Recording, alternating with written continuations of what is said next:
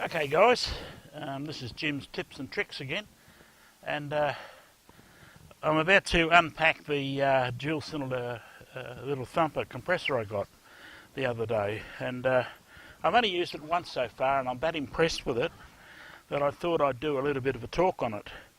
Now when you get it, you get the hose, the compressor, and as you notice the compressor is a bit larger than the other compressors you get, a lot quicker. You get the normal fittings with it, and just out of curiosity, the little blower thing for blowing up balls is good for cleaning your phone and stuff when you drop it in the mud when you're out in the field with the compressor running. Okay, there's the compressor, as you can see, fold down handle on it, you can switch on it, turn it on and off, etc, etc, the hose, etc, and the fittings. Now what I'll do is I'll show you in the reality setting it up. They've got these spring clips on them, they've got the air hose fitting on the end,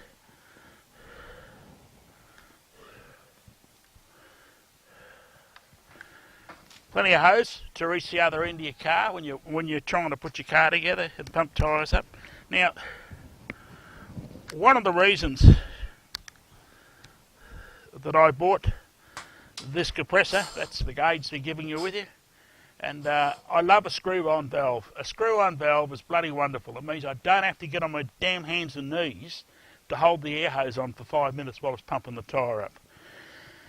The gauge is here, of course, everything else, nice heavy jumper leads the thing. When I finally set it up, I'll replace one of my twin compressors inside the back of the truck, which you've probably seen in a previous video, and I'll replace one of those compressors with this compressor. And when I go in the outback, I don't like relying on one thing. I like to have a couple of things, so if one packs up, I've still got the other one working. So we'll go from there and I'll show you the next stage. I carry with me when I'm in the outback.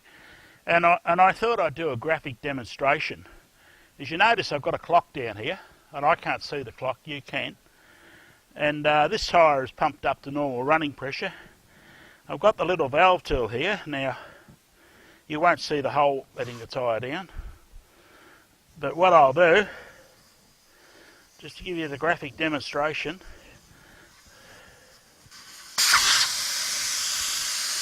that'll be right. Now I've got to go and find the valve, don't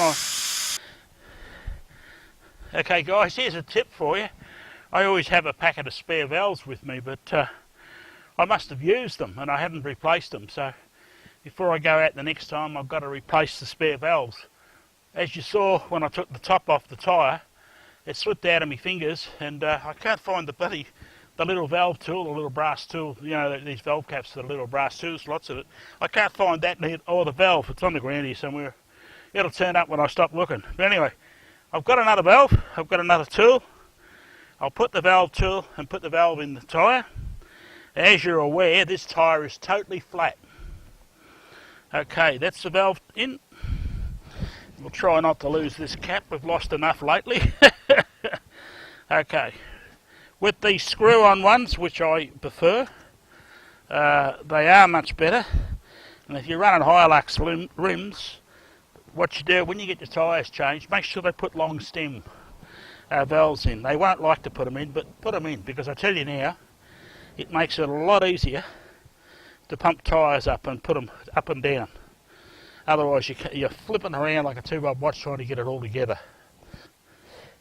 Okay guys, take a note of the time on the clock, and as you notice there's no air at all in the tyre, it's totally flat. And here we go, we'll turn the compressor on.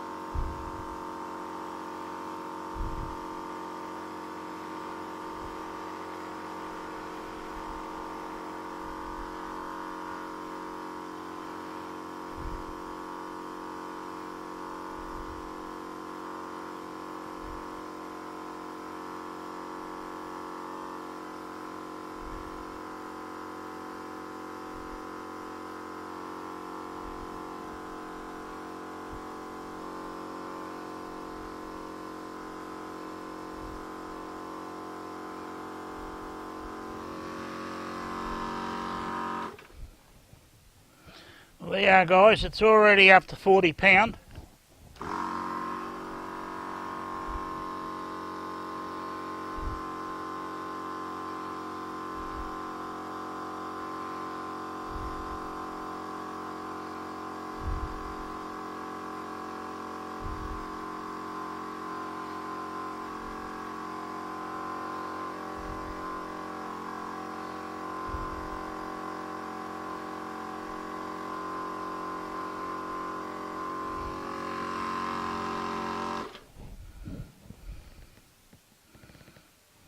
Okay guys, that now is up to 55 pound.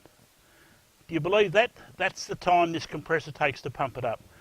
I'll show you on the link. I'll put a link up to where I got the compressor from, and they've got none in stock at the moment I'm making this. I just checked before I came outside. But I tell you what, I wouldn't waste my money on any of the other compressors now. This is a bloody great compressor. It shovels a fairly large amount of air in. And one of the things that's always annoyed me is that when you're out in the desert, it doesn't really matter. You just let your tyres down and away you go. You don't have to worry about them again, apart from checking them on a regular basis. But when you're up in the mountains up here, it's not always good to run with a low pressure tyre over rocks and so forth, and it's not really good running with hard tyres on the mud. And you come out onto main roads every so often and go back in again, and it gets to the point where you've seriously a bit naughty and you get a bit lazy and you don't pump your tyres up because it takes too long, and then you start driving on the road with soft tyres, which is not the cleverest thing you can do. So with a decent compressor, it's quite easy. I can remember the old days we used to come out and drive all the way down to the nearest garage and pump our tyres up, but the rotten mongrels don't put hoses out anymore, so you can't do that trick anymore, so you've got to take your own with you. So I recommend this compressor. I reckon it's a good compressor, and as you can see with the clock running in front, although there was a bit of a time gap when I lost the valve, and it's the Thumper, and this is the twin cylinder Thumper, and I would highly recommend this compressor. And not only is it a great compressor, it doesn't get particularly hot when you're using it. It's not like some of the other ones I've had. They get red hot and you put your hand on top of the cylinders, you get burnt because of the heat that build-ups in them. This thing dissipates the heat quite well, and I'm quite impressed with it. Just a quick note for everybody, I have not been paid for this. I've done this off my own back.